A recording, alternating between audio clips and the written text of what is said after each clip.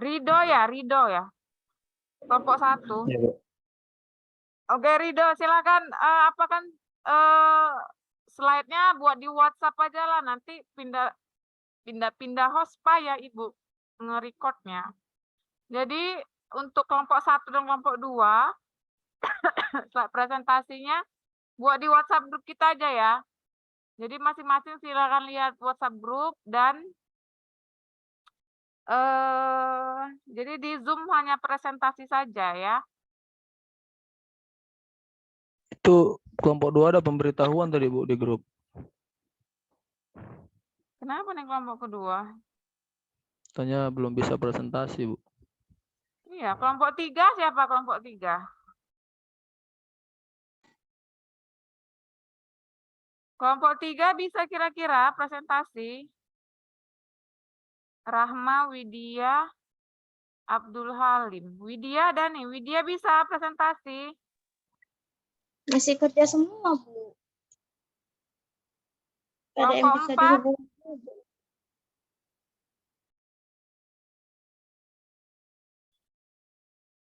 Jangan inilah, kita sebentar lagi ujian akhir semester loh. Kalau kalian tunda-tunda presentasi, nanti nggak ada nilai untuk nilai kelompok dan nggak bisa A ya. Kalau nggak ada nilai presentasinya. Sekali lagi, kelompok 2 tidak bisa, kelompok 3 bisa nggak?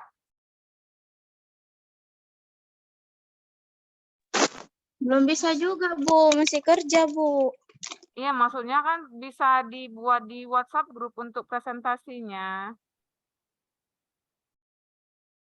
Kelompok 4 bisa? Kelompok 4 belum bisa juga, Bu. Masih banyak yang Kalian lah. Oke, hari ini kelompok 1 aja ya. Jadi minggu depan itu semua kelompok ya, Sabtu depan. Karena kita mau ujian akhir semester. Jadi minggu depan semua kelompok persiapkanlah kelompok 2, 3, 4. Minggu depan kalian presentasi semuanya ya. Oke, silakanlah kelompok 1.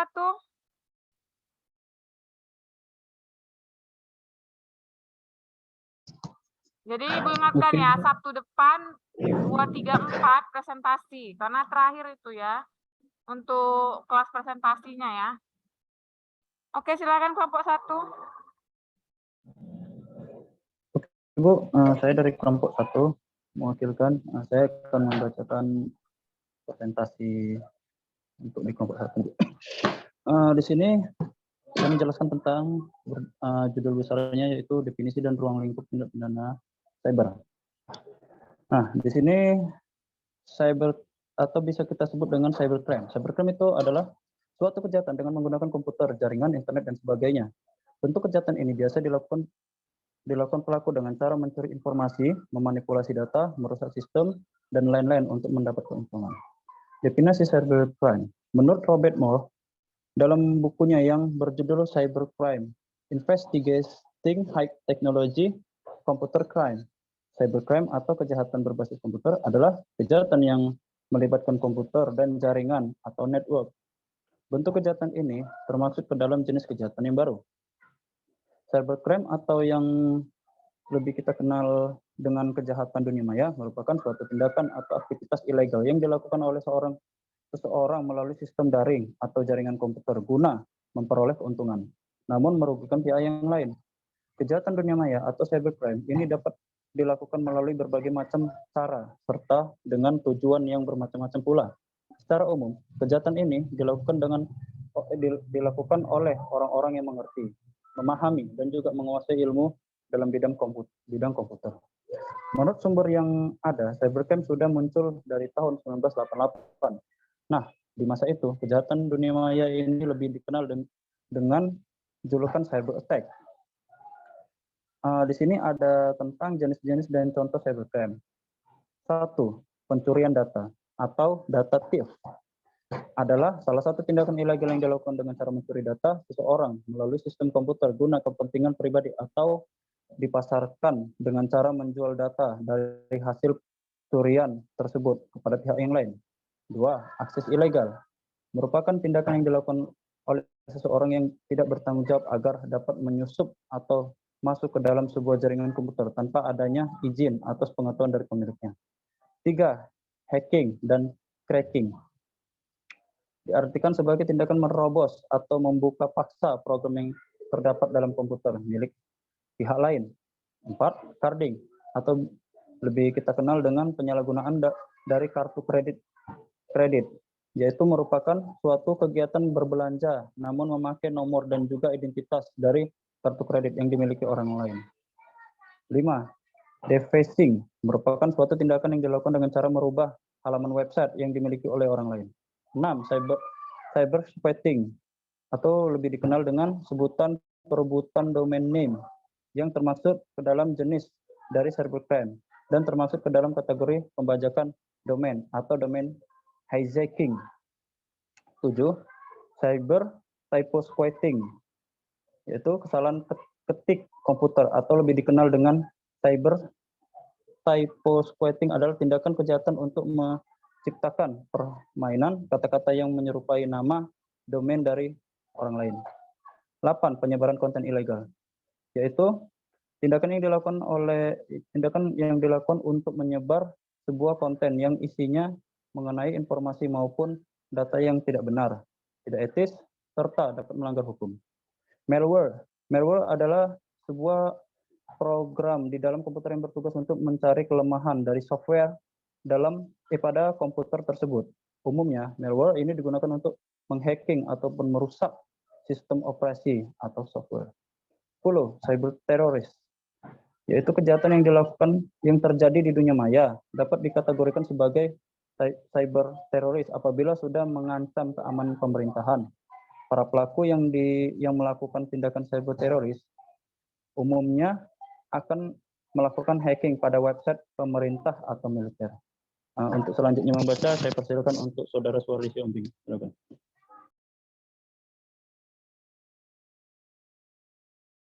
Nomor berapa tadi, Dok? Kau baca yang ruang lingkup cybercrime-nya. Oke, baik. Saya akan menyambung dari Rido. Ruang lingkup cyber law. Jonathan Rosenur dalam Cyber Law, The Law of Internet mengingatkan tentang ruang lingkup dari cyber law diantaranya 1. Hak cipta atau copyright. 2. Hak merek atau trademark. 3. Pencemaran nama baik atau defamation. 5. Fitnah, penistaan, penghinaan atau hate speech. Serangan terhadap fasilitas komputer atau hacking, virus, illegal access, pengaturan sumber daya internet seperti IP address, domain name, kenyamanan individu atau privasi, manajemen informatika, ruang lingkup cyber law atau KON, prinsip kehati-hatian atau DATICOR, tindakan kriminal biasa yang menggunakan TI sebagai alat isu prosedural seperti yurisdiksi pembuktian, penyelidikan, dan lain-lain, kontrak atau transaksi elektronik, dan tanda tangan digital, pornografi, pencurian melalui internet, perlindungan konsumen, pemanfaatan internet dalam aktivitas keseharian seperti e-commerce, e-government, e-education, dan lain-lain. Pengaturan cybercrime dalam Undang-Undang ITE. 1. Latar belakang Undang-Undang ITE. 2. Undang-Undang Nomor 11 Tahun 2008 tentang Informasi dan Transaksi Elektronik atau Undang-Undang ITE adalah undang-undang pertama di Indonesia yang secara khusus mengatur tindak pidana cyber. Berdasarkan Surat Presiden RI Nomor R/70/Pres/9 tahun 2005 tentang tanggal 5 September 2005, naskah Undang-Undang ITE secara resmi disampaikan kepada DPR RI pada tanggal 21 April 2008. Undang-undang ini disahkan. Tindak pidana cybercrime di Indonesia telah diatur di dalam Undang-Undang ITE atau Informasi dan Transaksi Elektronik Nomor 11 Tahun 2008 dan Nomor 19 Tahun 2016 tentang perubahan Undang-Undang Nomor 11 Tahun 2008. Undang-Undang ITE telah menetapkan perbuatan-perbuatan mana yang termasuk tindakan pidana di bidang cybercrime dan telah ditentukan unsur-unsur tindak pidana dan penyerangan terhadap berbagai kepentingan hukum dalam bentuk rumusan-rumusan tindak pidana tertentu. Tindak pidana cybercrime pada Undang-Undang ITE diatur dalam pasal 9, yaitu dari pasal 27 sampai dengan pasal 35. Pada pasal 9 tersebut dirumuskan 20 bentuk atau jenis tindak pidana. Pasal 36 tidak merumuskan bentuk tindak pidana ITE tertentu, melainkan merumuskan tentang dasar pemberatan pidana yang diletakkan pada akibat merugikan orang lain. Sementara ancaman pidana ditentukan pada pasal 45 dan pasal 45 sampai pasal 52. A.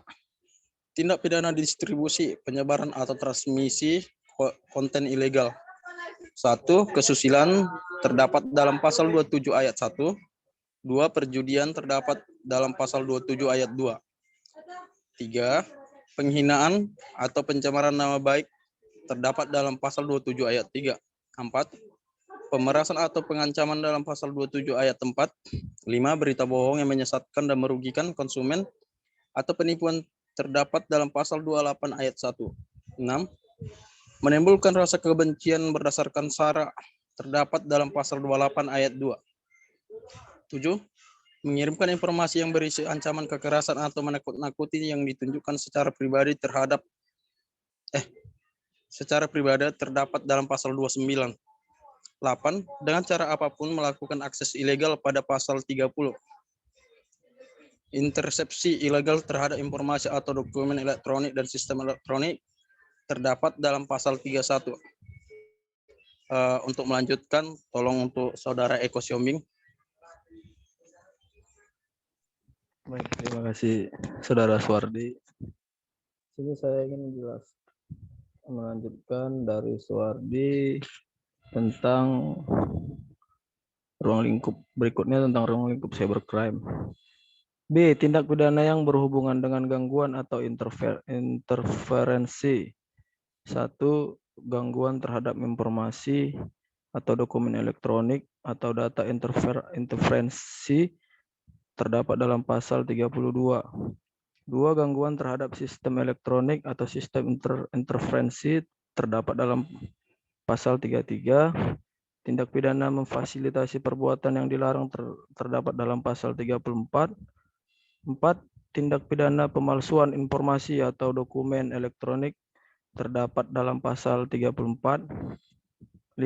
Tindak pidana tambahan terdapat dalam pasal 36.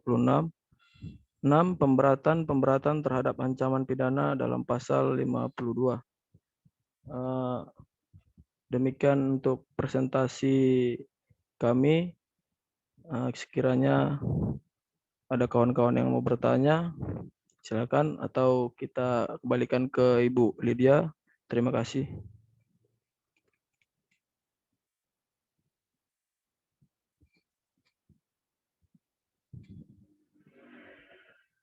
Oke, ada yang mau bertanya, temannya, silakan.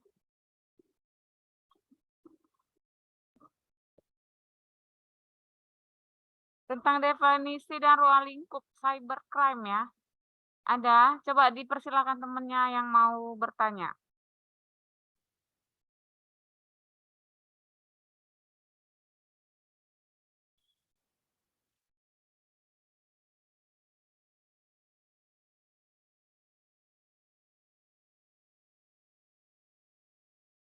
Ada yang mau bertanya?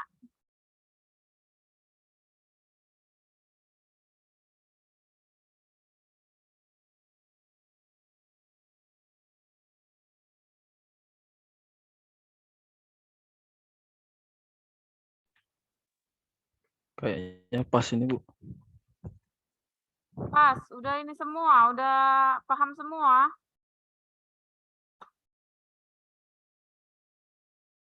Atau orang ini nggak nyimak kali ini? Nyimak nggak nih kawan-kawannya nih? Kalau saya ngasih saran, Bu, misalnya Oh ya, kalau misalnya silakan ya, nggak bisa, saran. kalau nggak bisa ngasih pertanyaan saat ini, mungkin bisa dibuat di grup, Bu, biar kami tambahkan nanti ke itu kami, Bu, dijawab untuk makalah kami itu, Bu. Ya, Sekian, Bu. boleh. Ada? Tidak ada?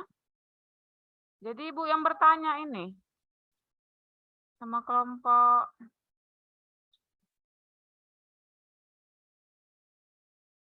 Bentar ya.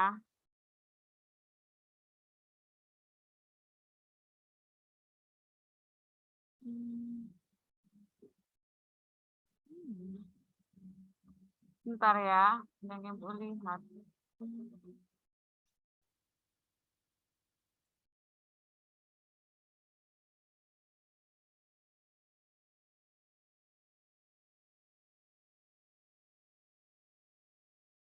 Oke, yang lain tidak ada yang mau bertanya? Jadi ini kelompok 1 tentang definisi dan ruang-ruang lingkup ya. Tadi sudah dijelaskan oleh teman-temannya bahwasanya definisi daripada tindak pidana cyber. Ini kelompok 1 siapa yang nggak hadir? Pak Binsar ya? Ya Bu, Pak Iya, Bu. Binsar Bu, lagi ada urusan Bu. Iya. Izin yang Bu, lainnya anaknya ada. lagi sakit Bu, keterangannya Bu. Oh ya. Dia lagi kurang sehat Bu. Jadi ada banyak menjelaskan tentang definisi-definisi daripada cyber law, cyber crime ya. Memuat beberapa pasal-pasal dalam undang-undang. Memang kalau dia ruang definisi dan ruang lingkup pastinya masih pendapat-pendapat dan tentang aturan-aturan hukum ya. Oke, Widya nggak mau bertanya Widya?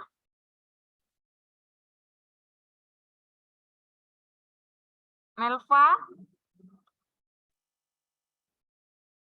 Jadi kelompok 1 ini udah sukses gini aja lah ya, tanpa ada pertanyaan ya kan, tanpa ada kritik dan saran ya. Jadi mulus sekali nih kelompok 1 nih untuk presentasinya. Nanti kelompok 2, 3, 4 harapan Ibu adalah ya feedbacknya ya dari para peserta seperti dari si Reja, Melpa ya, dari si Friska. Yang hadir pun kayaknya sedikit ya hari ini ya. Kenapa hari kerja kalian nggak bisa? Ini dari weekend Sabtu sedikit juga. Kenapa gitu ya? Karena yang pekerjanya Bu, nggak ada weekend-weekendan Bu. Oh iya, Masuk juga Bu. hari Sabtu tetap kerja juga ya.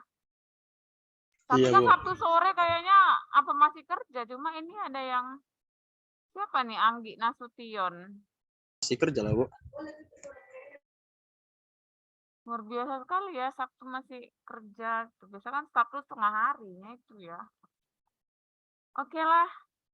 Ibu pun mau bingung mau dibuat jam 7 malam, Ibu yang agak keberatan karena malam kali, mana Ibu mau ngurus anak ya kan?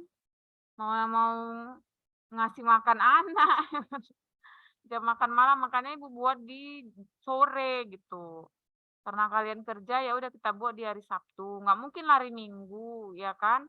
Minggu kan itu memang mau waktu istirahat. Jadi Ibu harapkan untuk Sabtu depan itu semua kelompok maju ya 2, 3, 4 karena kita awal bulan 7 ya. Ini kita sampai untuk perkuliahan kita ini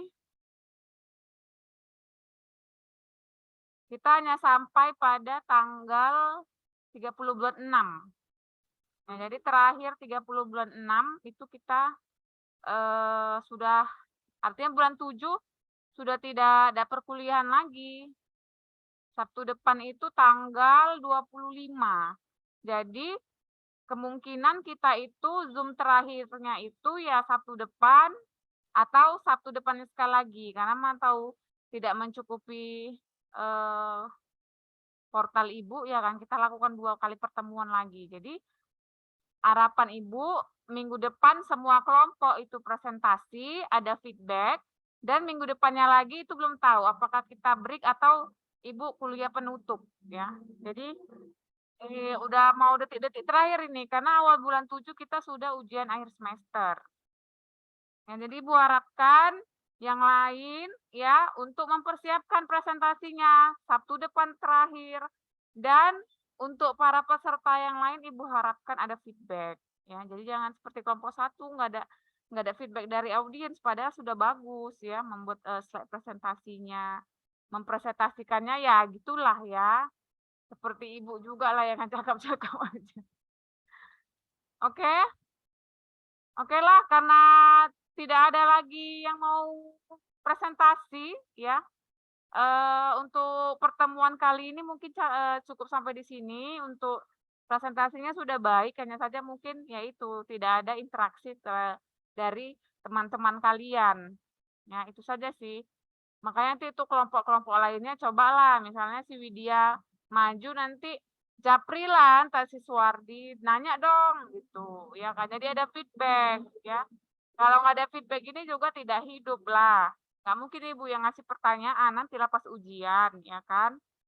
Jadi ibu harapkan untuk yang presentasi selanjutnya ada feedback dari teman-temannya, walaupun nanti dari di belakang layar udah dijapri aja gitu ya kan. Biar ada interaksinya ya, udah dipesan ya. Oke, Oh, baik Bu. heeh. Ada yang mau Kami- ditambahkan lagi mungkin untuk kelompok 1? Enggak, Bu, pas. Pas ya. Pas Bu, pas Jadi Bu. selamat ya untuk kelompok 1 telah menyelesaikan presentasi atau tugas kelompok, ya kan. Jadi kelompok yang lain itu belum, maka nilai tugas untuk kelompok 1 sudah ada. Nah, untuk kelompok selanjutnya, bila tidak melakukan presentasi, maka tidak akan ada poin nilai tugas dari Ibu, maka tidak dimungkinkan tidak akan mendapatkan nilai A. Jadi Ibu harapkan Sabtu depan prepare, kalau enggak, ya sorry, walaupun Ibu baik ya kasih nilai A, nilai B, tapi kalau tidak ada mengikuti tugas kelompok, dia tidak akan memperoleh nilai A, gitu ya. Nah, untuk Pak Binsar juga sebenarnya ya kecewa juga Ibu, tapi ya gimana anaknya sakit ya. Harusnya kan kalau bisa semua hadir yang presentasi ya. Oke, baik sekian dari Ibu, kita jumpa Sabtu depan. Ibu harap Sabtu depan presentasinya lebih hidup dan lebih interaktif ya untuk audiensnya. Izin Bu, Ya. izin Bu. Tapi untuk pembuatan apanya Bang Binsar ya ada ikut juga Bu untuk pembuatan presentasinya Bu. Iya, ya paham sih kalau udah anak sakit itu memang ya Ibu pun paham, cuma ya gitu namanya sakit ya. Siap. Mau Oke, gimana? Bu. Ibu pun kadang tiba-tiba Ibu Unti kan karena sakit ya perkuliahan kita. Ya, sudahlah ya. Yang penting ada perwakilan dari kelompok 1 ya. Jangan sampai kelompok-kelompok yang lainnya nanti presentasinya ada, tapi orangnya nggak ada gitu. PowerPoint-nya ada di WhatsApp, tapi nanti nggak ada pula ya. Oke, mungkin cukup sekian dari Ibu ya. Terima kasih untuk kelompok 1 dan selamat ya sudah menyelesaikan poin-poin tugasnya. Tinggal nanti ujian akhir semester saja ya. Untuk kelompok lainnya Ibu harapkan di-prepare karena minggu depan itu terakhir untuk presentasi ya, kesempatan presentasi untuk tugas kelompok. Ibu akhirin ya, terima kasih. Assalamualaikum warahmatullahi wabarakatuh.